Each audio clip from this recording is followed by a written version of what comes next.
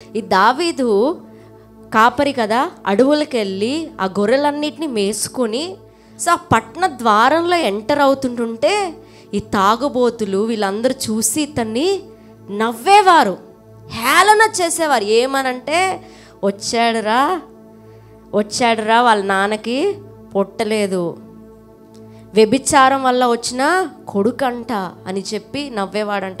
అదే అక్కడ చెప్తున్నాడు. తన సొంత ఎక్స్పీరియన్స్ ఏం చేస్తున్నాడంటే చెప్తున్నాడు.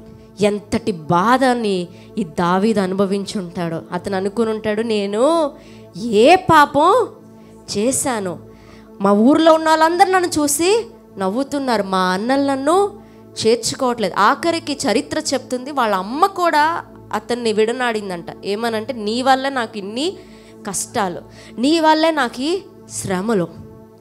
అందుకనే దావీదు అంటాడు, నా తల్లిదండ్రులు నన్ను విడిచినను యెహోవా నన్ను చెరదైన. ఇంగ్లీష్లో ఉంది, నా తల్లిదండ్రులు నన్ను